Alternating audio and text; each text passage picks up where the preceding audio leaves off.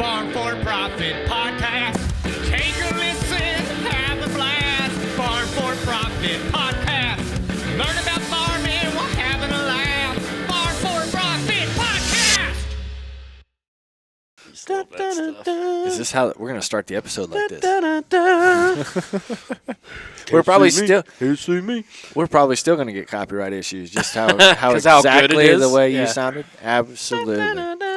This is fun. Man, I almost let a good burp go, too. That would have been a great intro. Hey. Wait, how long have you known this guy? Just rips ass. All right, now we're good. Oh, man. Yeah. We're all loose. All loose. I got and ready to digestive go. issues, Get the mic too. down there. It really stinks. Good Lord. Anybody that's got Crohn's or See, ulcerative we need an colitis. exhaust fan in here for We cigars and farts. That's right, and for farts. You, how long have you known this guest? What? A Like year? a year, basically. Yeah, a year. Doesn't it seem like longer than that? No. No? The No? first time I ever met Corey, I drove down to his shop and walked in the door and just started drinking beer with him and his mom. And we ended up at a truck pull and Yeah, across 'cause the county. I wasn't going to go to the truck pull for I forget why, and then like 20 minutes later, I was like, I'm going to the And he truck pull. stayed at the truck pull longer than I did. That's right. Yeah, He just becomes friends with everybody. Well, that's how he introduced himself to you. You ready to introduce him Yep. to, I can't play intro music. David Dave's is going to call in. music blocking. He's Talk to him. Hey, Dave, you're on the podcast Hey, live. Dave, you're on the podcast. No, because you know he's going to say something else. He's going to spill trade secrets. Probably. We'll let him leave a voicemail, and then we'll jump into the intro. Yo, you should send him the voicemail and text him. That's his move. That's his move. Well, on the other line, you could text me. This is called Feel the Energy. Do you feel it? I don't really think it's going to drop. Well, this song will drop, so we're just going to do it. Or do you want a different one? No. Today on the Farm4Fun show, we have an in-studio 20-something-year-old guest that I took back from the bar one night in Decatur, Illinois. You picked him up at the This bar? man quickly became good friend of mine, not because of his after-bar talents, but because of his great personality and love of farming. He's an expert in growing mint, pulling tractors, farming, moving farms hundreds of miles. I ain't an expert in jack shit. Please welcome from Northwest Indiana, soon to be West Central Iowa, Mr. Bryan Vintika. Ooh, yes. I want to clarify a couple of things. You didn't take him back because of his after-bar talents? What are after-bar talents, Corey? Well, use your imagination. And I thought you were going to stop at growing, but you actually went into crops. So it wasn't after-bar and growing in the same introduction. No, I woke up in that beautiful Decatur hotel room that we had. Nice stench of mold. And I looked over at the other bed, not in my bed. Oh, yeah, clarification. And I said, what is that? Oh, it's Brian. Yeah. It's Brian in full like jeans and button-up shirt, I like just laid down no and passed blankets, out. just like I took a Snapchat and sent it to our farming buddy groups. Like, boy, look what I drug home last night. Yeah, I think He's just like roaring over there slowly. Was it you that sent me the DM of the old lady? The guy comes, Yes. wakes up, and the old lady walks in. It was a good time last night, wasn't it? She's like made him breakfast and Got stuff. And coffee she's ready. like 80. Yes. Oh man, yeah, that was a funny night. That wasn't when we first met, but it was a good time. So you pronounced it Vintika? Vintika. it's pronounced Vintika. Vintika. So there's no N. No. Oh, Well, there is Vintika. Yes. Vintika. Yeah. I think I Sorry. spelled it like 6 different ways. Nobody actually remembers my last name. I'm impressed you were that close on with it, but Hey. I have it spelled right. Vintika. I just There you Well, you had to because it's emphasize on it. the I just seed do order. It was on the seed order form. You had Well, to. yeah, that's right. yeah, and it should say newest customer to Hogemeyer Seed. Yeah. Listen to this sales pitch. Corey goes to Brian and says, "You know what? If you buy, how many bags was it? 60 bags. If No, you buy, no, it wasn't No. even that. It was like 20, 30. Yeah. if you buy Yeah. 20 bags, we'll put you on the podcast." Mhm. That was how you closed the deal. Yeah. No, he pretty much just kept sending me books and shit, and I thought, this poor guy actually put in some effort, so didn't have a seed dealer yet. And he so. brought you a hat, and he brought you gloves. So he's He a mailed true. Me, he mailed me a hat, too. Yeah. Seed salesman. Yep. Yeah.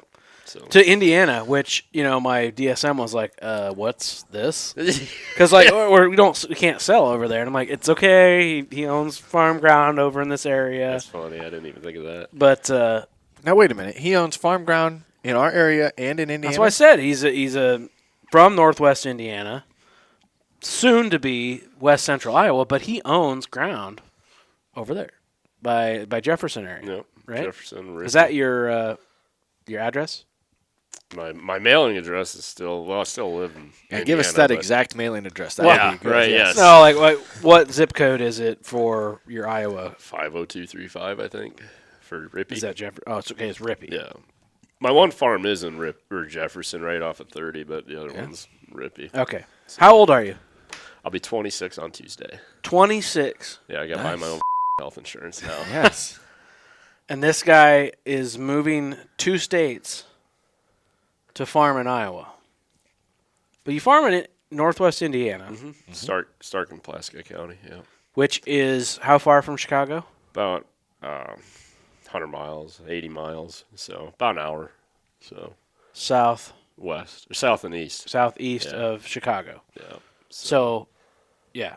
And yeah, family never farmed, and I actually was born in Illinois. My family still lives over in some suburbs of Chicago. Okay. And how we wound up there was my dad bought the first farm in '93, kind of as like an investment, basically. Actually, he didn't buy it as an investment. He bought it for us to just have a place to ride dirt bikes and shoot and that kind of thing.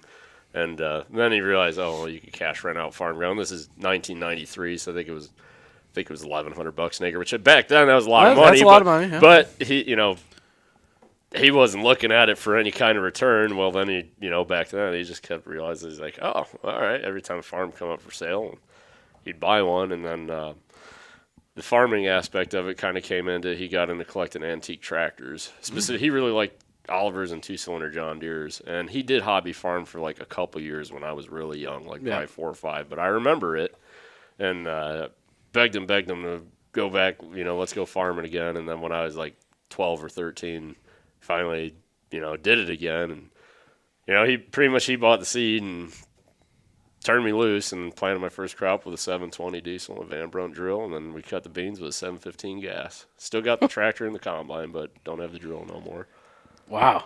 I was just going to ask if you had to use antiques when you started farming, and you did. Dude, I'm still farming antiques. No, but I mean, throughout the years is always kind of funny. I progressively went through like from the 2-cylinder to, we had our big tractor for a long time was a 1086. That was the one somewhat modern tractor he had. And I mean, like, no cab interior, air never worked. And, I was 13, 14 years old. And, my dad. But you had power. You had raw power. Love him to death, but my dad wasn't always around or the best of father. And, I'm out there 14 trying to side dress and high dress, never done it before, and I'm just thinking, like, God, how lucky is he I didn't, like, burn my lung out or something. Yeah. Jeez. I remember running out of the cab of that thing. You'd get fumes in there, man. It was, but hey, it made a man out of me, so. Made Wow. a man out of him. But, So he bought his first farm in 93, you said? yeah, 93. And You weren't even born yet. nope, I'm a 98 model. Oh, man, that makes me feel old. It's different when you say that you're born. It sounds Yeah. that far apart than Right. when you just say that you're 9 He's years younger 26. than me. Yeah. Right. But so he bought that just as recreation. So you must have older brother, sister. Older brother and sister, and my brother, he used to ride a little bit with us, dirt bikes and stuff, but that was, beyond that, neither one of them ever took interest, or, I'm the only one that ever lived out there. I moved there when I was 14, and, yeah, By yourself? yes. You They were kind of around, but yeah. And so you grew up in a suburb of Chicago then? Yeah, I always say Like a city kid? Yeah, I always say I kind of got to live 3 lives because, like, I went to school in the suburbs still, 9th grade, and then, but every weekend I was either at the farm, and then earlier on in life, too, my grandma lived up in northern Wisconsin, so I spent a lot of time living up there, too, so it's like I got to grow up in the Northwoods, out on the farm, and in the suburb, So we always talk about, we farm this amazing, beautiful life, or have an amazing, beautiful life of farming. And everyone wants to do that, right? Like, what do you do when you're a doctor Right. and then you retire? You buy a farm. What do you do when you're a dentist or whatever? When you're well off. I mean, I know the ground was a lot cheaper back then, but besides recreation, your parents kept buying. Yeah. Yeah. And So what allowed them to do that? What was their business or my before dad that? and uncle did chemical waste treatment and hazmat transport. Well, they did just wastewater and stuff too, but they basically had a fleet of tank trucks and so, Okay. Yeah, it's. Moving the stuff nobody else wanted or could move. I mean, yeah, there was companies around that did it besides us, but I mean they were good at what they did and they did good at it. You know, they were based out of Chicago and they had a plant in Gary, Indiana too, and so I remember being Gary. around there as a kid. You were telling us about Gary, Indiana. That's Yeah. that's not a very safe place, right? No, it's very safe now. It's just abandoned, most of it, unless you go down Route 6 is a little sketchy, but yeah, you mind your own. It's all right. That was on the way to the races. He was telling us that story. Yep. Yeah, I think there's I don't know, south side of Chicago and parts of Detroit, Michigan are a lot worse than that. Gary, honest God, you drive through there anymore and it's just there's nobody there. It's kind of uncanny. And a lot of Detroit's that way too. There's like Really? blocks of where there's nobody. Nature's taking back over. So is that tanker business still going or did they sell that off? We sold it, but there's the company we sold it to is still going. Okay. So yeah. And was that before your time? No, we sold it in March of 19. Oh. So not long ago. Okay. But yeah, that Just was before fuel went high. that was another reason that my dad kind of kept buying ground too. Is he wasn't for sure how long we would stay in that business and thought maybe, farming would be a potential alternative for one of us or all of us. And I'm the only one that ever took upon it, went with it. So. Yep. So you now farm in both spots? Like you yourself are farming? Yes, for now. 2024 will be my first season in Iowa of actual me being a grower there. Right. I've helped out harvest there last couple years with some guys. Me and Corey actually that's how I got to know Corey was through those guys. Yeah, he helps out the Lang brothers, Central Iowa Drainage or Rainage. Get the D later. Get the team. Joel's been on the podcast before. Is that part of his after bar talents? Yeah. Joel's? Yeah. Brian brings the D. Oh my God. I don't give it away for free though. That's right. Comes with acres. Yeah. Must come with acres. So the one thing I've loved talking to you about, and I know we talked about at the races and there in Decatur as well, was drinking beer. Well, drinking beer, but is your type of, like, when I think of Indiana farm ground, I think, oh, that's good farm ground, all this. For the most part, And it is. and you're in this spot that's a little different, and there's some Yeah. different crops and things. So where I'm from would be if you ever look at the Grand Kankakee Marsh, that's the what? The Grand Kankakee Marsh? Grand Kankakee Marsh. Spell that, Tanner. That didn't help me either. It's like, Spell that, Kiowa. it was Just by saying it slower did not help. It was all swamp. Like 100 years ago, it was all swamp ground marsh. Like you could take a rowboat across it. It was the early 1900s. They finally, dredged drainage ditches and all that, and it was. It's cool how they did it. And the ironic thing is that they drained it because the old timers thought that'd be lush farm ground under it, but really it's just sand with no subsoil to it, which sucks. And it's kind of a funny place. I mean, there's spots where it's it's hit and miss, but like where my house is sucks. If you go 5 miles north of my house, it's like some of the best ground in Indiana, and then if you go like 30 miles south of my house, it's like really good prairie, some kind of like Central Illinois ground, almost, not quite, but that. So Dad bought ground, but maybe he could have bought ground in a different spot. Well, and I wish I could ask him about this these days, but he wouldn't know or remember. But I do remember him telling me when I was a kid, he did look at ground in Illinois and thought, oh, man, that's so expensive, and back then it was probably $3,500, $4,000 an acre or something, but, and I'm just looking back, I'm like, he did do well on the appreciation. I'm like, son of a bitch, if you just would have bought some good ground, back then they were damn near giving it away, it seems like today, but you know how it is, it's always too expensive. There was never a time where somebody said, man, I bought that farm right, Right. Maybe there was, but. So it's pretty sandy. A lot of irrigation. Yeah, pivots everywhere. Pivots everywhere. Like pretty much, you have to have irrigation, or you're not growing a crop. Or I wouldn't go that far. It really depends on the farm, but it's I don't know. It just seems like everything's kind of an uphill battle because it's like right now, certain farms we got, it's like we struggle to get water to even have a pivot, which you would think, that where we are, we would not have a problem. But if you go like 20 miles east, like they can punch holes anywhere and get a deep well. The pivots in my house run off a horizontal well, which is basically like a 28-foot or 5-foot standpipe in the ground with a 8-inch tile, and it's like 900 foot long and basically sucks surface water almost. Really, is how it works. Yeah, but and that keeps up with irrigation. Yeah, I run them 12 hours, no problem. Really?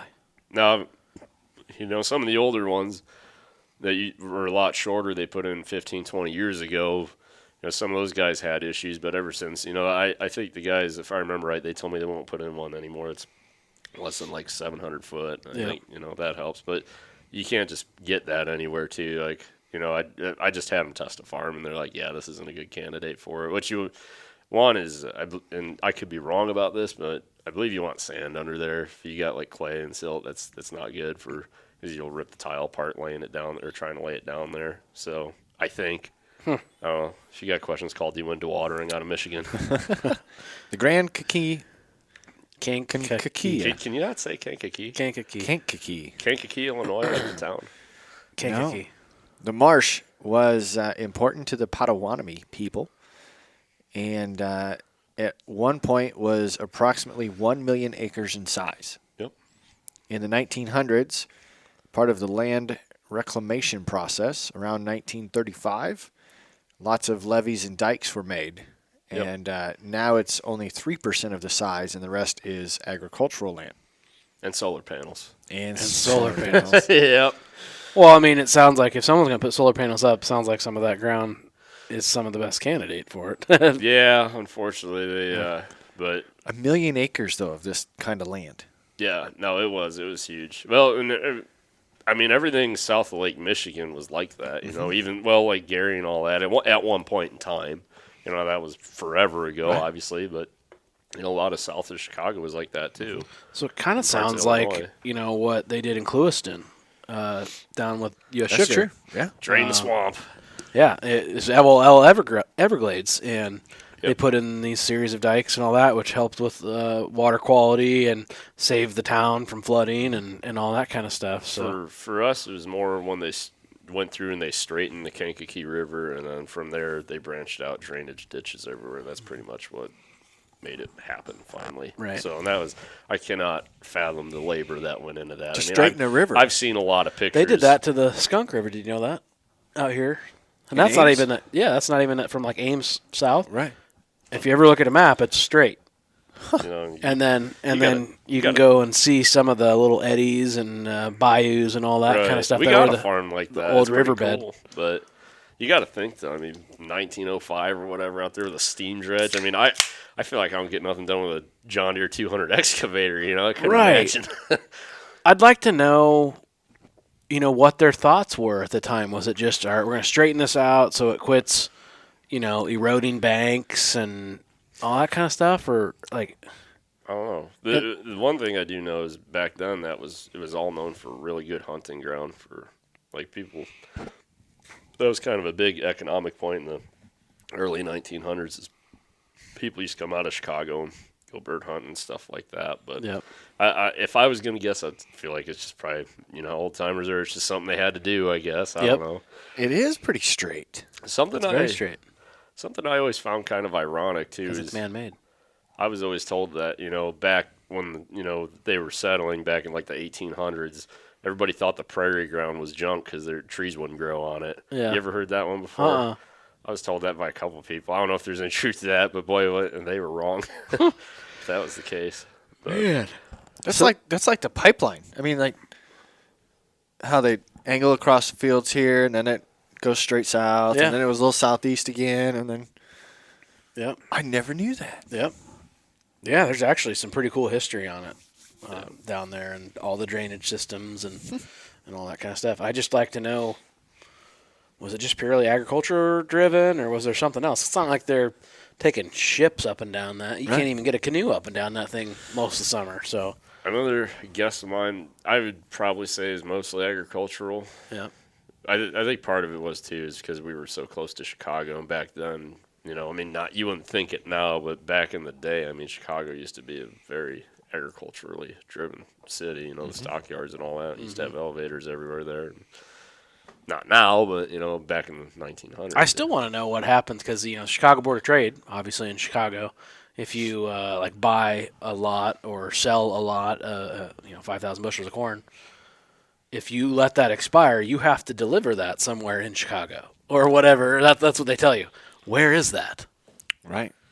Is that like Lincoln Park? It's the basement. It's It's the basement of the board. Yeah. Just pull up. You got a parallel park, and then just like, open your hoppers and then like leave. France now, or whatever. Or maybe it's Sirius Cafe. Yes. Ooh, there you go. Wrigley. Yeah. Right in the middle of the field. That's actually what the infield is at Wrigley. Yeah. It's just corn. All sorrow. Sorrow. As close as I've lived there, I've never of actually tears. been there Wrigley. Never? Been to a bunch of Sox games as a kid. But I've been to actual White Sox game and not a Wrigley, and I would say I'm more of a Cubs fan than I am Sure. White Sox. We should make that a trip. It'd be fun. Farm for Profit does Wrigley. Hell yeah! What's the beer? Is it PBR or no? It's Old Style. Old Pile. Old Pile. Hell yeah. And it is too. Really? It's just my. If we do that, we need to take Snark. I mean, Oh, yeah. He's the He'd get ambassador you for everywhere the you city. needed to go. that? Absolutely. Our buddy Rupert Snar. Yeah, you're not really much of a social media guy. Would he have met? Would he have met him though at the races? No, I Is don't there know. a different Snark day? didn't go I out feel like this Snark's year. a pretty a name I would remember. Snarkosaurus. I Oh yeah, remember that. you got to meet Snark. I'm actually surprised he's not here because he has a knack for showing up here on Fridays. But This episode's kind of starting off though as to one of our big fans, Randy. Just the way Randy would like this. Randy. Yeah, he's not the Randy you're thinking of. Like he's Randy from Trailer Park Boys. Or, I think he's from Manitoba. Okay. At least the review he left us was titled "Life on a Manitoba Farm." Okay. 6 days ago, left us 5 stars on Spotify. wow. He said, "Great show. Nice to hear the good old boys from Yeah. Iowa. Hell yeah. Sounds like a truly nice Canadian guy. Yeah. Always looking forward to the next episode. I don't fully understand, but he ended it with, Where's the beef? "Where's the beef?" Like It's the just Wendy's insane. commercial. Yeah. I guess. That's what I would think. He How do wants you- more beef content. Oh, we could do that. I talked to Kelly Garrett earlier this week, and he asked me about meat, and he's like, "Hey, he's got a grill there," and I'm like, "No, but that's a great idea. Yeah. That is a great idea." So I just want to know how you feel about being called a good old boy. I love it. Do you? I do like that. You just complained about how young he was, and now you're okay being a good old boy? I don't see. It doesn't say old. It says old. Old. I'm sorry, you're too Oh. too tired I to finish. I don't consider that as an age statement. I consider that as a person. Like Yeah. the good old boys. Like Sure. you want to hang out with a good old boy. I'm trying to think of someone you wouldn't want to hang out with, but I can't. Oh, I can think of plenty, but you know. Yeah. Yeah, I wouldn't. Yeah. A good old boy is a friendly, unambitious white man in a rural setting. Oh, now we're bringing race into this. It's what Google says. Okay, Google. You wonder why people have race issues. Was not thinking race one bit about that. What's the Good old boy, usually white, who conforms to the values of culture or behavior of his peers in a rural setting. I don't like that. So basically like Kentucky, I guess, now. I don't. So vocabulary.com. A good old boy is a white male southerner with an unpretentious, convivial manner and conservative or intolerant attitudes, strong sense of fellowship. Oh, wow. I agree with the strong sense of fellowship. I don't like how they're dragging like you got to be white. into it. I literally, as I look at those are the first four, first three. The fourth one says a man considered being trustworthy, dependable because of his ordinary, down-to-earth background and upbringing. That's what I think. Right there. That's the target we're looking for. Took 4 or 5 lines. We're there. I'll click on that link to see if we can get it boosted higher on the page. There How's we that go. sound? There we go. All right, so we're southeast of Chicago, 100 miles, Yeah. and we've drained the swamp. Yeah. Apparently Trump was there, when that Too happened. soon? And it allowed you to grow a crop that's not grown very many other places. Ginseng? No, we just talked about ginseng, but Oh. no. Real Mint. mushrooms. No. Mint. Yes. They do grow there. Do they? Yeah, but yeah, peppermint. Yeah. Peppermint. Peppermint. So actually, not so much anymore. But our area and just north of us is north of the river is still. There's a lot of tomatoes grown there, but there was a lot of specialty crop: onions, potatoes. Peppermint was one of them, and spearmint. So mint. Period. So is your peppermint in Orbit gum? Where's the Depends. ingredients on that? I don't know if Orbit. I would imagine they probably buy some. Yeah. We've Dude, also this got our. expired a year ago, Tanner. We've also. It's been in the chest for us to use in case your breath stinks. You just have not used it. So It's still minty. We've also got awful. We also have cough drops here. What kind of mint is that? Can you smell? Can you? that's pepper. Smells like actually no. Okay. It should say on. So it, here's a but dumb question: that's- is spearmint and peppermint different plants? Yeah. Really? Yeah. So where's spearmint grown? Same place. You can grow either or. It's just like a variety There's or a different hybrid. variety. Yeah, there's different varieties of mint. So- It's just like dent corn versus waxy corn versus sweet corn. It's all corn, but So can you crossbreed peppermint and spearmint? I'm not done with that. Peppermint and spearmint? don't take anything I say to the bank because I'm by no means an expert. But I don't believe anybody's really done that.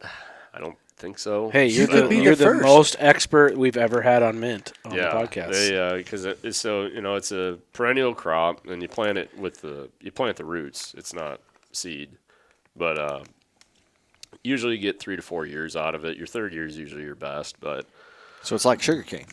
Or alfalfa. No. yeah, alfalfa kind of. Yeah. But This has menthol in it. Yeah, Is there's that a no- mint? menthol isn't. That's a flavoring, I believe, which is derived from peppermint, I believe. But again, I could be wrong about that. I'm not expert Just- on that side of it. Like we tell Dave, just say it confidently, Right. and they're all Make going it to sound believe good. you. Yes. Yeah, probably. I'll have the West Coast after me. That's where they grow most of it nowadays. Is Washington, some Oregon too, but majority of it. Most of the buyers, they're all from West Coast out there, from Washington State, where most of them are based out of. But really pretty out there. But yeah, mint was a big thing in our area. It's actually forever really. It grows really well in muck soils, which we have a lot of, and sand it grows well on too if you can irrigate it. Over years though of everybody growing it, got problems with disease like wilt and all that. And nobody's really figured out how to get rid of that to this day. But I mean, like there's 100-year-old mint farms by us still, and there are not many left. There's only like 2, but Right. still. Did you know that there is mint chocolate? Yeah, Yeah. yeah, I've heard of mint. Chocolate mint. I don't like that. So according to the old Google machine, because that's what we're good at today, you can. True mint varieties can cross-pollinate with others when planted in the same field or close proximity. They can result, though, in characteristics that are different than the original mint type. The plant's integrity is lost, and you are resulted of unfavorable scents and flavors. So That don't- sounds about right. So don't do it. Don't So put listen- Well, because don't put two good things together. what I guess what I should say too is with a mint crop, what we're harvesting actually is the oil from the plant. Okay. So how it goes down is you plant the root, and it comes up, and the first year it'll grow in rows, and most mint planters were usually 36 or 38 inch rows, but in the 90s guys started doing things different. Some guys got 30-inch rows planters and stuff, but I think there's only 8 or 9 growers left in the state of Indiana now. Really? Yeah, there's not many. When I remember 10 years ago when I got into farming, I can name probably 4 or 5 that since I've been around fell out. But I've known several people that have people before my time. I mean, that were big names that like kind of made them who they were, and nowadays it's just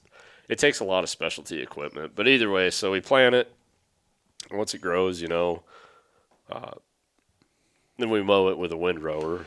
Do you not get a crop the first year? No, you get a crop the first year. Okay. Yeah, it's not as, like I said, it's not as good usually as your Third crop. second, third. Yep. Because the second year it'll start to meadow out. It'll look more like kind of like a hayfield almost. Yep. So it won't be in as rows and all that. But you mow it, and then we go through and we chop it with like a forage chopper. And then it gets chopped and blown into what's called a mint tub. It's basically like a wagon. Seals up, and there's a door on the back, and then a small door up front, and the chopper blows it all in there, and there's steam lines in the bottom of that tub. Then we take it back to the still, mint distill, and hook the steam up to it, and that steam takes all the oil off the glands of the leaves and all that. And then that goes through some pipes, and we run it through a condenser, turns it into water, and then mint oil is 6/10 of a pound lighter than a gallon or water, I believe. So all the oil flows to the top, you drain it off, and then you got raw mint oil. So, but there are, it's funny, back to the cross-pollinating thing, though. There are, like, different grades of oil and, like, certain things you do. Like, if you have, like, a lot of weeds in your field, too, that'll show up in the oil. Really? Like, if you have, like, a lot of, I believe it's, can't remember if it's water hemp or mare's tail, but probably both of them, hell, I don't know. But, like, there's old-timers are kind of good at that, or another thing old-timers used to do is put water in their barrels and stuff. But, they find all that stuff. They pump them out, and, and naturally you'll get some water in there draining the separator cans off, too. But yeah, it was a really fun crop, I miss doing it. But, and then in the fall, typically, we moldboard plow it, actually, to cover all the roots up, and that helps with disease and all that. So, but And then it comes back out of that? yeah. Really? Yep. So it must be pretty deep. No, it's a shallow rooted crop. I mean, it only Really? goes in maybe, I want to say 2-3 inches, maybe. Huh. I could be wrong about that, but So you basically just have hay equipment and some modified silage equipment. yeah. And But then you... I should state too, the mowers. Most people use swathers nowadays, but you don't use a mower with crimp and rolls because that would take a lot, destroy a lot of your oil. Right. You want to try to be as light handling the leaves as you can. So. And are I'm you- watching. So how farms work apparently Yep, does this. I used to work for those guys. Oh, did you really? Yeah. So he's got. Yeah, Ryan came out and did that. I'm watching video. a couple of his videos right now, and then he's mowing it with an old John Deere swather. 3430. Yeah, I with a had sickle. 5 of them at one point. Right. It's just a standard sickle section. Yeah, that's just a sickle mower. Isn't he in Wisconsin? Yeah. No, he said it's So that was shot. I used to work for those guys. That was shot in 5 minutes from my house. in Indiana, right? Oh. Yeah, they were good guys. So you get all this back. You're not, well, let's see, you cut it. You don't really have to wait for it to dry like hay, right? You're just Yeah, no, picking you it do. up. You let it cure for usually 2 Okay. days, a day or two. That doesn't hurt your oil or you lose any content? No, because you can't cook it if it's too green or wet. I mean, you can, but you're going to waste a lot of steam. And Okay. So then you get it's it not in, very, it's a bitch to try to cook wet. you mint. get it in the mint tub, then you go back to the still, Yep. which a lot of us know from distilleries and all that, and you Yep. put steam on it. Yep. You just steam it, turn it back into water, it floats off top. So you steam it to get the oil to release. Yeah. You steam it to collect the oil. But you're not making alcohol. No. Can you? I Not high enough don't. sugars. I mean, I know it's pretty similar process. I think because to make alcohol, don't you? Well, specifically moonshine, I think isn't it? You make the mash and then you take the steam from the mash batch, right? Right. And then do the same thing. Yeah. So I mean, theoretically, you could, but that would be a. That's where Dr. McKillicuddy's comes from. Some of our some The of the mint oil, goes into that. Yeah, it does. some of the oil grown in the area, I think, does go to that. One of the biggest end users I know was Wrigley's. Was one of them. Gum. And Colgate toothpaste is a big one. So I had the wrong kind of gum here. So, yeah, that was. So you get it back, and you don't have a grain bin to put this in. You store it in tanks, barrels, 55-gallon drum. 55-gallon. in a cold warehouse. Does it have to be? No, there is actually alcohol content to mint oil, so that helps kind of preserve it. And just as long as you seal it up in a drum, mean, they don't prefer that you hold on to it for 5 or more years. And for why, I can't exactly tell you, but I mean, there's guys that did though. I mean, there's guys that would always put their excess barrels in a warehouse or in the shed or shop, wherever. And then who sets the price? Pretty much End the buyers users? group. Well, yeah, I mean, I'm sure it goes off with the end users. Yeah, I would assume. Yeah, so it's a weird commodity. It's not like traded publicly. Because you said a lot of guys will, mint really you don't make that much money, but a lot of guys will store it until it, it will be worth a lot of money at some point, or. I mean, that was the way of doing it 30 years ago. Yeah. For the last 50 years before that. But I mean, that's one of the problems with mint, though, is if you fill your contract. If you have an extra 5 or 10,000 pounds, you can't just call and be like, hey, what's spot sale price? And they'll tell you, oh, this is what it's going for. But you'll say, okay, come pick my barrels up. And they'll say, oh, no, we ain't buying. We don't have room for it. It's like you're kind of stuck with it. So it's like, what do you do at that point? Yeah, and I don't think you can really go direct to consumer with a lot of mint. No, you can. Really? But it's just, Probably be hard with a 55-gallon. That's the thing. Drum the that would- amount of time and all that it would take, and and I'm sure there's niche markets out there for it, but it just takes somebody with a lot of time, dedication, and patience.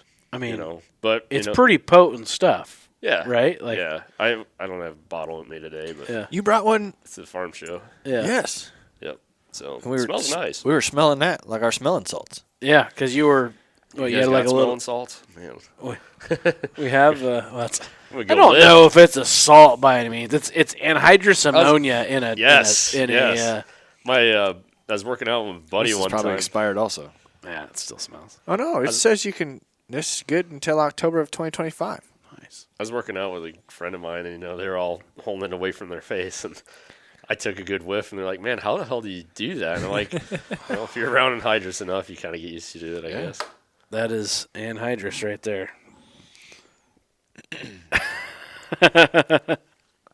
It's not as potent as it was when Brings it me was back brand new. to side dressing without air conditioning. Yeah, That's right. there you go.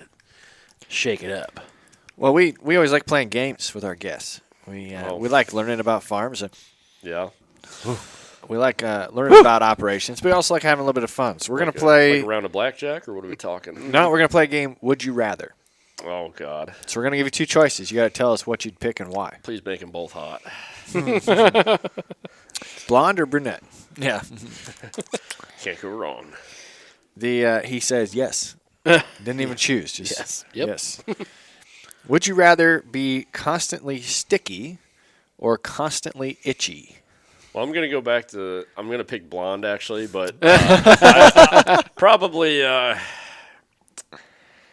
mean, can I wash the stickiness off? Like if I go sit in the shower, Constantly sticky. like for life. That's kind of itch for life or awkward. or I mean, I feel like I already itch for life, but so, well, tell us that story. I'm kidding. no, fucking. But So you said we'll go. We'll go itch because I grow fingernails and scratch myself at least. itch. There we go. What would you be? Would you constantly Yeah. be sticky or would you? Who comes up with this? I did. That's what I. I think I came up with hate these. sticky, but I think I'd have to go with sticky because I don't want to itch myself raw. Even if you like lived in Arizona, you'd still be sticky, like out partying in Vegas and Nevada or something. I don't know why when I typed this out, I was immediately thinking like sticky down there. Oh, like down below. just like it was always sticking to you or it was always See? itching. Get your mind out of the gutter. Yeah. That's why you asked who put it together. I put it together. What about the next one, I Corey? got this next one because All right, let's hear it. I got a good story for this one to go. Throw up in your mouth a little bit or shart. Oh, totally throw up in my mouth. 110%.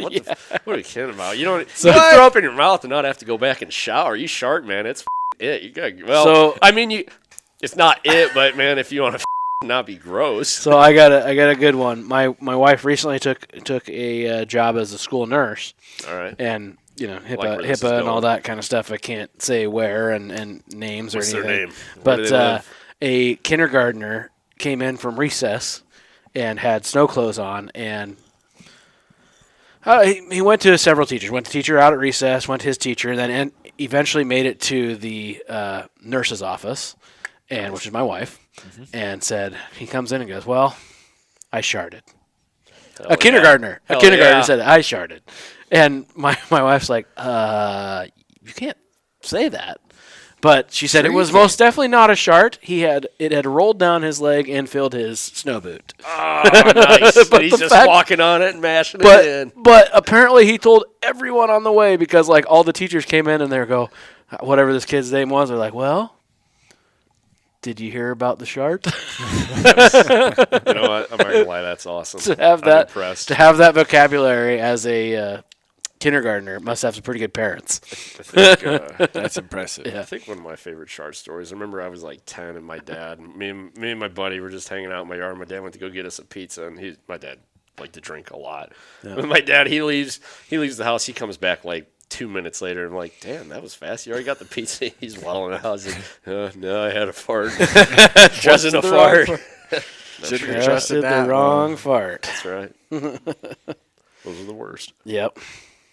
All right. Would you rather have everything that you eat be perfectly nutritious? So you eat whatever you want, perfectly nutritious, or be fully rested on only 2 hours of sleep? Ooh, be fully rested on 2 hours of sleep. You mean 100%. The other option, you could eat whatever you wanted. Dude, no, 100%. No, because I like eating healthy food, though. Like, it's not a problem. Like, I am that guy that, man, I need my beauty sleep, and I hate that. But then I get in grooves where I don't sometimes, but I sleep more than I wish I did. What would you choose? 110%. What was the question? Everything you eat be perfectly nutritious. So you could have your chicken fried steak, mashed potatoes, gravy, whatever you wanted, all your bread. I get it. Okay. Perfectly nutritious. Eat whatever you want. Or be fully rested on only 2 hours of sleep. I'm going to go with nutritious because then I'd probably wouldn't be so fat. I guess that's something to factor into the question, though. If you go with nutritious, do you change your do you automatically get like a six pack and become healthy too, or whatever? Well, I guess eventually, if it's perfectly what's the definition of healthy, though, right? You don't get a six. That's the problem. I guess you'd have to. You don't get a six pack just by eating. This is that peak helps a lot. Male performance right here. Yes, that does help a lot, though. Not that I mean I don't have one, so the reason I wasn't paying that much attention was I was running through the mind of sharts still. All your stories? Yeah. Have you ever sharted in a tractor? Corey said all the times he sharted. Have you ever sharted in a tractor? Yeah. No, I mean not that specifically sticks out in my mind because if I have to. Oh, really? Like not like last. Like, the last time I was in a tractor this fall. Like, how long do you let it go? Like, do you get out and wipe? Oh, yeah. What the? You let it sit there and simmer? How bad is the shart? That's what you. What if you're on the highway? That's true. Oh, I don't care if I'm on the. I don't give. Or you just make like a man pond out of blue paper towels and like stick it in there. No, dude. You ditch your underwear. Yep. He's got it. What if it's through the underwear and the pants? Well, and it might have touched the seat. That's more than a shart. Not necessarily. You chipped your pants. Water goes through a lot of materials. I don't know. It sounds like once it started going, you just didn't let it. You just didn't. No. It was one just. Nope. It's just one. But you did three noises there. It sounds like you Justin Rumford that. He was telling us that after his surgery, he can't stop it. So when it's time to go, he has to go.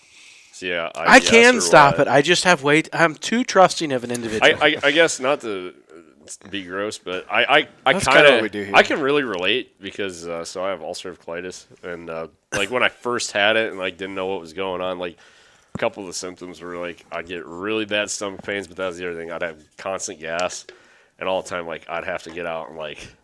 I mean, one of my buddies, dude, it stunk so bad, but I would have to. I'd stop in the middle of the highway, get out, and just on the side of the road, man, just go. Because what else do you do? Right. You know, that's. At least they didn't just make you get out because you fart stink. Like you. No, but the problem was it always seemed like, it always feel like a fart, but there'd be like a little bit there, and it's like but you knew it, so it was like you can't just let it rip, and it's like, oh, this sucks. But luckily, I got them problems figured out. I think it might be time for me to tell my other poop in my pants story. I thought you, about it. as you said that, I was like, I think it might be time. You were saying, I thought you were getting ready to do one. No. I'm like, I don't think you need to christen the studio. Nah, just so yet. I live here in Slater when I'm going to college for like a year with a house of 3 other buddies, and we just have a grand old time. We always hunt. We always go up to Ames and party. And at this point, we went to a kegger, Hell yeah. and this was a ways away to one of our buddies up by where your probably house is. It's Grand Junction. it's Beaver? in that area. We go up to this kegger over there to a buddy's, another friend of a friend, whatever, and we just tie one on. But we're planning to go to Omaha the next day. Nice. Because Bass Pro Shop has this huge sale on duck decoys or something.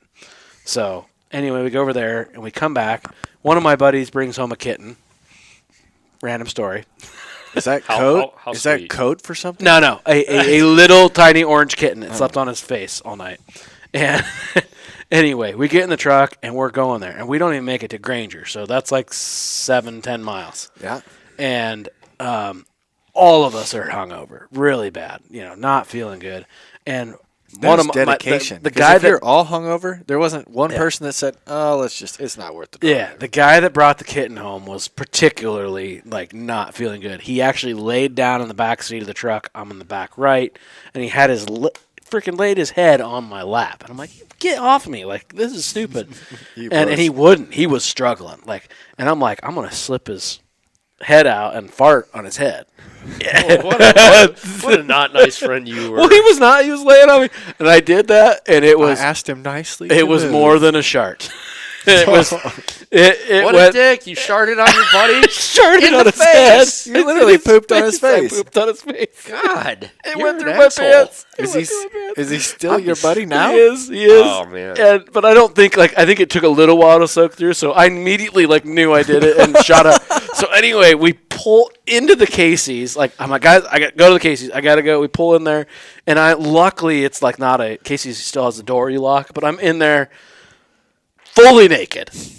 Casey's bathroom, trying to clean myself up, throwing my pants away. I got some and, stories, but I can't not say my I've ever been pants, yeah. naked in a public bathroom. Yeah, I don't know if I've been naked. threw my in a underwear Casey's. away. There was a little stamp on the outside of my pants. I'm still just curious. You can't- You We guys still went to Omaha. I was gonna say a stamp. That means that the entire truck ride you still had. Yeah, shit in your pants. Yeah. We still went to Omaha and back. Did you I have to still drive can't with believe your you got windows down? Still No, can't but believe we it. laughed about it so freaking hard the whole way there and back. That's rough. Uh, The poor guy. Is it just me, or do you notice too? When you go to the bathroom and you're in there, it ain't that bad. But if you go out and then you got to come back in, you ran out of toilet paper, so you're bringing an extra roll back in. Whatever you come back, when you come back in, do you ever surprise yourself? You're like, whoa, That stinks. that's toxic. I should go to the doctor. No. No, okay, That's just you. I'm the only one. Well, to be fair, my sense of smell is not that great. So That's right. You mint huffer. You. Can that, you get, yeah, well, that did happen one time. I had stuffed up nostrils. I thought putting a Q-tip in a vial of raw mint oil would help me, and no, that was a bad idea. Don't do that. Yeah, but so Do you rub it on your temples? Oh, this is essential oil. no, I'm not a hippie, but no. I'm gonna be able to get way better erections. that's the way you took it. I don't know damn. what they do with those What oils. the fuck do you do in your spare time? I mean, you shit in your friends' faces. Yeah. So I was Worried about listening. erections? I was listening to one of my favorite podcasts, Twisted History podcast. So there's a little twisted history to this. All right. But did you know when we sent the 3 guys up to the moon, that one guy had to orbit the ship until the other guys finished their walk on the moon? He had to wait. He had to orbit. Okay. He had to go around the moon. Yes. Until he was told to come back and pick him up. Okay. He was alone for 28 hours. I would have had If to you were- at least 2 out. If you were by yourself and in a spot like that, Be like, extremely famous, you might be the only person ever. in space. He said it. I didn't say it.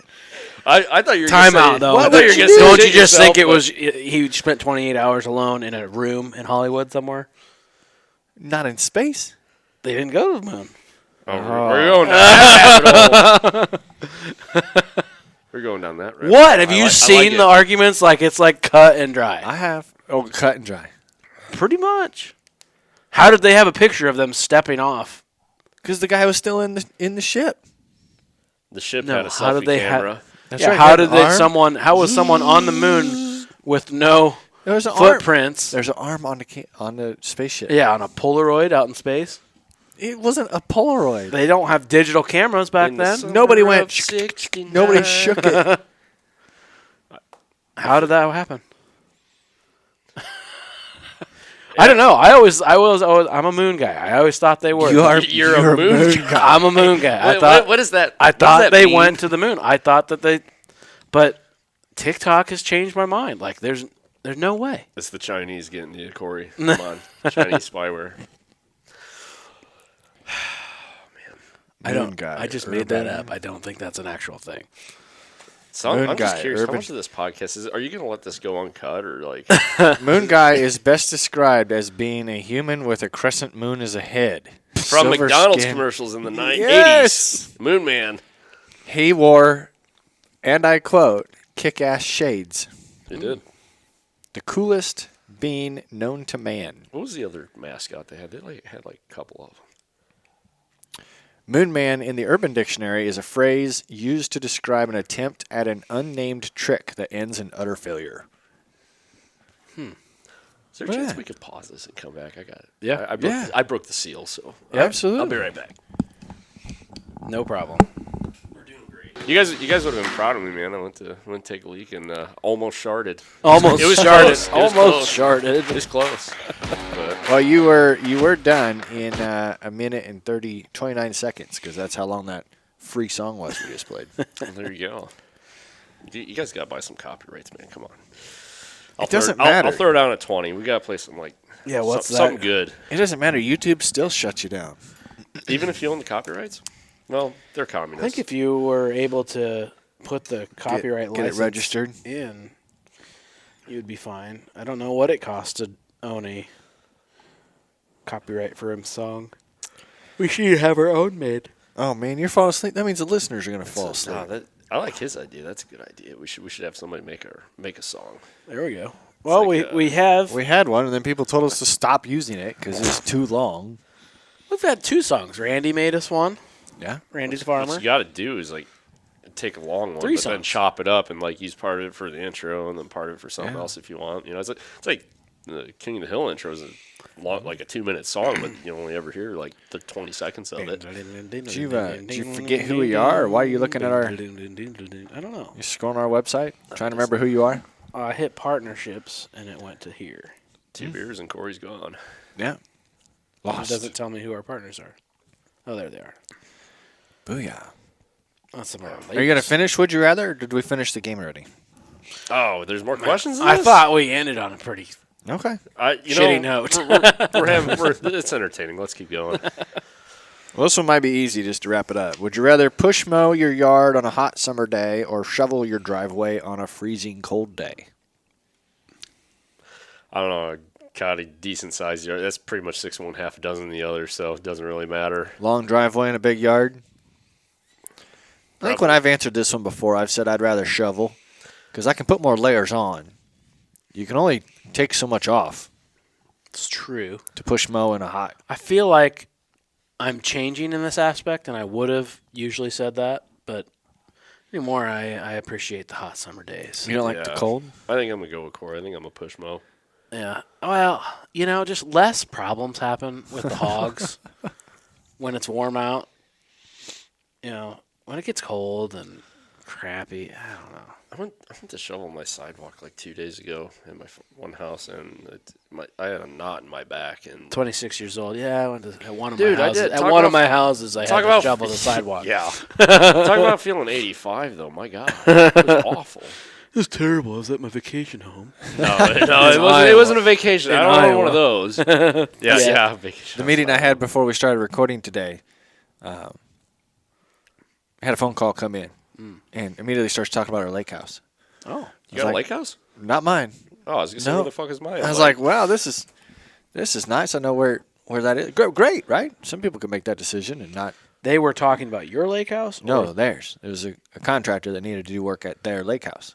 Oh. It's like, oh. It wasn't So in because somebody Kansas, has was it? because somebody has a lake house, does that immediately give you that air opinion? what? Like opinion? just wealthy?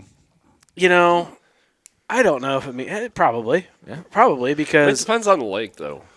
Yeah. I mean, I know of a small lake that you can buy a trailer for. On the Kankakee 20 grand. Kankakee Marsh. Yeah, that area probably would. Kinda That hacky. would have been part of the marsh at one point. Yeah. Yep. I'm not gonna say the name of the lake, but yeah, it'll just don't want to give away the trade property secret. values will go crazy. But I mean, the small lakes around here, man, 10, 15 years ago you could buy a lake house decently, and now everyone's just dumped everything, and now they're $1 million. Since we're talking about that, this is an interesting conversation because my uncle has a lake house in northern Wisconsin. He's got a whole lake. No, he's got a lake house in northern Wisconsin, and nothing super fancy, but he's owned it for 35 years. But me and him were having the debate. He says you could sell if you have just a vacant 500-foot lot anymore on the water, like it's $600,000. Whoa. It's a pretty nice lake in northern Wisconsin, but my argument with him was, I think if the economy were to crash, I would say that those lake properties would become worth less than farm ground in a hurry. What do you guys think? Oh, I would say they would probably drop in value faster than farm ground would. Yeah, I'm not saying they'll become worthless, Right. by any means. I think it's property worth buying, but I don't think. Yeah, you look at that as a luxury, Yes. Yep. right? That's a four-wheeler. That's a side-by-side. That's a fancy pickup. That's the Denali compared to the Sierra, whatever. So argument. you guys are pretty much the same opinion to me then. Yeah. So. It's probably inflated more than farmland. Yeah. Also, to an extent, I mean, I think it goes up and down. yeah. I mean, in 2008 there was. But farmland, you can always grow something on. There's always a use There's for a it. return. There's always a use for it, whether it's you're growing on it, you're going to develop it, Yeah. put it in CRP, lease it out for hunting. I mean, you can always do something with raw land. It's depending where you're at. I mean, if you own raw land in the desert of Arizona, there's not a whole lot you can do with that. But around here, in the Midwest. That's something I've seen on TikTok. Those guys that will say that, for $5,000 you can own 10 acres. Yeah, or 70 acres That's or pretty- whatever. 70 Yeah. acres. Yeah, that's a lot of money for Here, that, though, out there. here out in the middle of whatever and build your exclusive home or whatever super private area. And there's some cool views. But Oh, shit, yeah. I just makes me wonder, how far do I got to drive to get a grocery store? How far do I got to, Well, if somebody gets hurt, how think far is the- it to something? The bigger issue than that out there, though, is getting water and electric. I mean, there's a lot because, you can't just – and even here, where I'm from, if you want a house well, my house well, I don't even have a deep well. My house well is 15 foot deep, and it's literally just a point with a screen on it, basically. It's a point well. Wow. Out here, even, it's like you want a house well, it's $30,000. Right. Out there, good luck. You're not going to get one, because you have to drill 1,500 feet, Yikes. But Yeah, I think our wells at the hog site and my parents' place is 400 feet, somewhere around there. yeah, that's about where it is. That's about where my parents live. 15, 20 grand if you had to dig a new one, or it was 10 years ago. Gosh, Right. it's probably more than that now.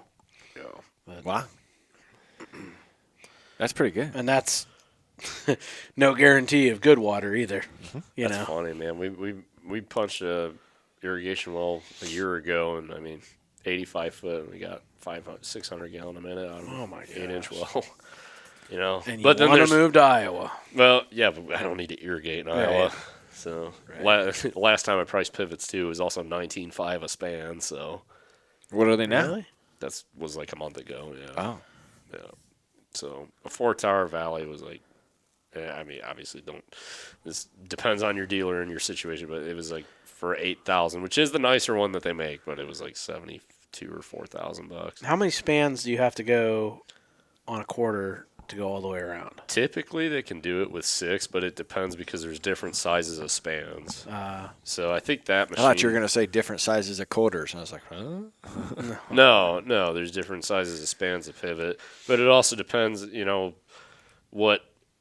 how many, do you have obstructions? Do you have ditches to cross to? That'll change, kind of what you do. Right. But, and what model of pivot you buy, because some are heavier than others. Like Valley offers a 7,000 and 8,000. They used to offer a 5,000, but I don't think they make those anymore. But, it just depends, on your, what fits the bill for you. So, but. Nice. So when are you going to move out here completely? I don't know. I change my mind every 10 minutes. I don't know. Probably. Who knows? Next time I do, or next time I come on the podcast, maybe. I mean, your family didn't just buy 1 or 2 tracts of recreational ground. No, they got 12 farms. Yeah. They got 1,200 acres, and then I got 100 back home, and then I got 100 out here.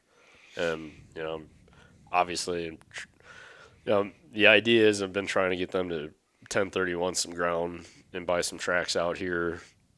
And, they do have farms and tracks that, mathematically it would make sense for them to do that, where it's either poor ground or ground, one farm specific we have, it's 100 acres, only 24 acres of it's tillable, and it's odd shape, kind of hard, it's 2 fields, and, but, so that's another thing, too. By us, it used to be you couldn't give woods away. I mean, like, it used to be in the hundreds, in my lifetime, 10 years ago, and, per acre. Now people are giving $6, $7, $8 grand an acre for hunting property. They want it for recreation, like the way your dad started buying. Yeah. But, and that's why I've been trying to convey to my parents. I'm like, well, hey, this farm that we have, we're paying a bunch of property taxes on waste acres here. I'm like, you guys could sell that farm and go buy a 40 or a 60 and pay cash, and mathematically you will make more money doing it. Right.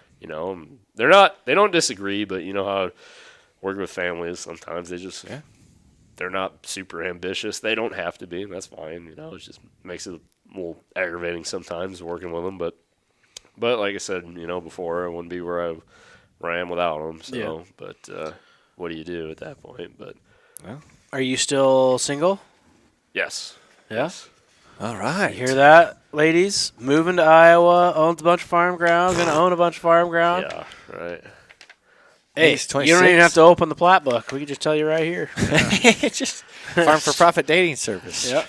Hey, we've had some hookups. Stroll on down. We could. I think I got a couple in mind already. Come on down to the 30-yard line in Junction. They got good find food. me there. They do got good food there. Yeah. Good mushroom Swiss burger. Yeah. Look at that. What do you say? Should we ask him the question we ask all of our guests? Oh, God. I guess. Come on, I got one more. Do you not like the question? One more beer left. You're ready to wrap this up? Next time, you're coming up with the question. Yeah, see?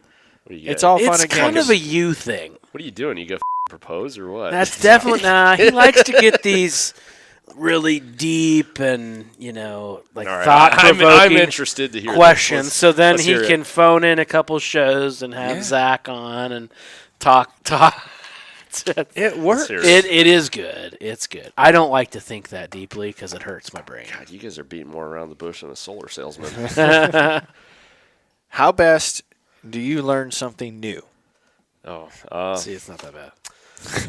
For me, it's definitely if I watch somebody do it, then it's like, oh, all right, no problem. Then I feel fine doing it. Somebody can, a lot of things. That's probably one of the biggest downfalls of my life is somebody could look me in the face and explain it 5 times, and I'll have a hard time remembering every step of the way. But once I do it, then it's, then I'm good, golden, let's go. Yeah. But or I just figure it out.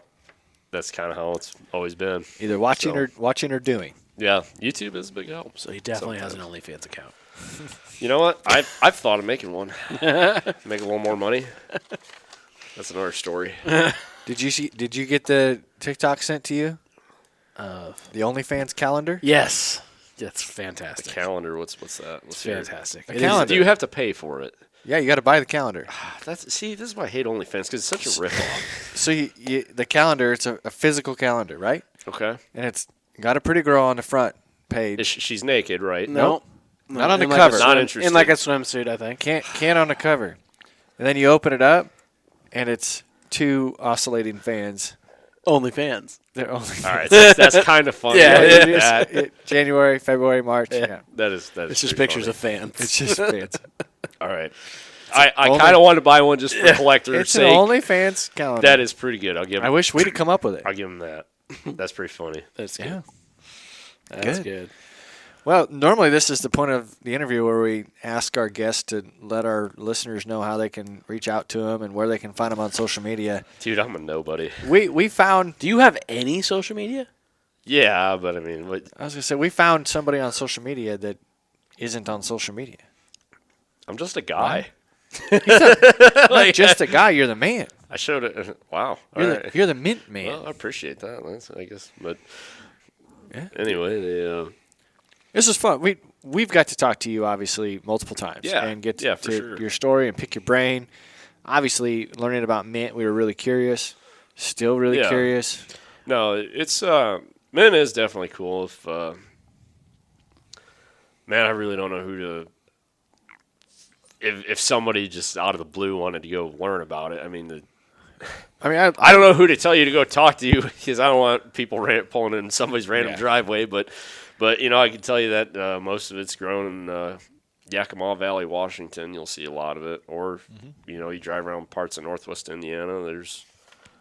It's out there. But it is a cool crop. It's a passionate crop. Miss growing it, but unfortunately, that's probably not gonna be my career calling. So Yeah. But if you YouTube it, How Farms Works has pretty good videos on it. That's So, what I was watching. Sitting there, and got a pretty good idea, good visual. Yeah. Hopefully, Anheuser-Busch or someone takes us to the race this summer. Miller Brewing Company. Hit Did us you up. see? MGD's good. We actually have a NASCAR race there this year.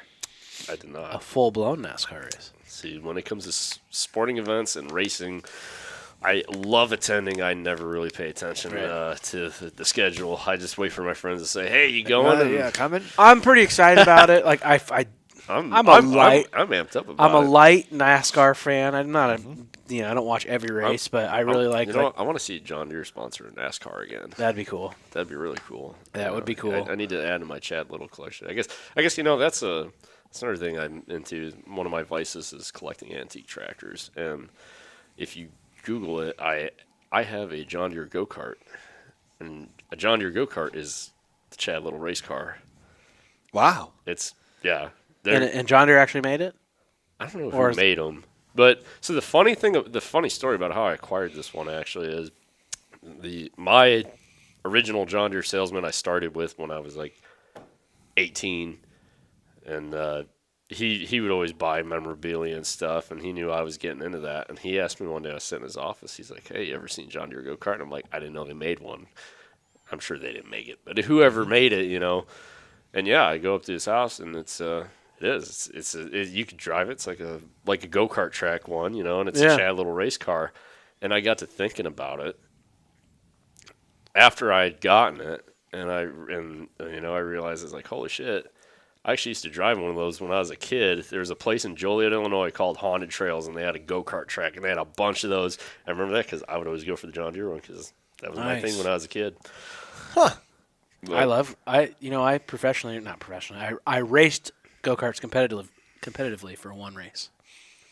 I had the fastest go-kart. It's still a cool story. Yeah, I had the fastest go-kart. And you still let me beat you out in No, I Omaha? killed you. I killed you. not- I killed It is Zach absolutely Johnson. not the same story. I killed Lance Satrowski. I don't Man, know. I was Were you- a tad impressed by a smoked you story, guys. and you just had to cut him off. What are you talking about? You are not remembering this clearly at all. I killed you. No, I don't think so. Yeah, very easily. Well, he's still Lapped here. you several times. You did not. I've got the picture. I love go-karts anyway. But we need a tractor, a John Deere tractor that is smaller frame, antique, that we can hang upside down. I can't help you with that, but you probably want like a, it would be perfect for that. It'd be like probably like a L because there's nothing to them. Yeah. They're basically like the size. Or fucking just get a lawnmower. Get like a nice Lawnmower. 110 or 140. That'd be cool. Sure. It's like zero turn. No. Okay. Well, there's that option too. Z757 or whatever the heck they are. This is getting off the rails. Zero, really zero, quickly. 0 hours on it. Yeah. Machine repeat. Yeah. You can Yes. auction it off like 20 years from now. Yeah. Wouldn't that be funny? That'd be cool. That'd be great. That'd Like be great. get one that doesn't have all the parts to it. It just has the shell, so it looks like it. There was a bar in Wisconsin. They had a 90s VMAX Yamaha snowmobile, and they took the motor out of it, and it was like a 0-mile snowmobile. This thing, it was beautiful. And Well, I owned a 96 VMAX. I have my best friend got one, gave to him, and it was like a nice sled. Yeah. Dude, they were ahead of their time with the shocks that stuck up out of the hood. And, Oh yeah, no, I had my most favorite sled. I had a 91 Phaser. oh, yeah. I rode the shit out of that thing. Then I had a buddy in Northeast Iowa took a VMAX and put a Harley motor in it. Really? Yeah. How did that turn out? It was awesome. Really? They had to take the hood off or cut the hood, and like. Was it faster than the original Yamaha motor? Oh, yeah. No kidding. Yeah. It was a bad. I mean, it was like the big, like 1500 or whatever. Oh, okay. Like, yeah, that makes sense. it wasn't, the He little. didn't have like problems eating through tracks and stuff. Oh, I think he did. Yeah, yeah. It was a showpiece. Like he didn't Right, yeah. go trail right. He started it up when they were beer drinking and wasn't the bar hopping rig. showing off type of stuff. So Yeah, I have a. Where were we when we were Blake Shelton's bar, right? yeah, in Orlando, Reds. He's got a tractor hanging from the ceiling. Yeah. What's he Upside got? down. Because I know It's Jason a Aldean's Farm got All, I like think. Yeah, it was either. Oh a yeah, C- yeah. It's like I thought it was I thought that was Luke Bryan, or was it no? No, Was it's it Blake Blake's. Shelton? It's like a B, I think, is what it is. Is it Jason Aldean? I've never been to any of these bars, but just seeing pictures, I think he's got like a 4010 or 4020. But So we're all sitting there. We're obviously Orlando for Commodity Classic, and we're looking at this going, well, they had to drain all the fluids out. fluids out of that. Why didn't they take the wheel weights off? Yeah, Because Yeah, those are worth money those, too. those are extra weight.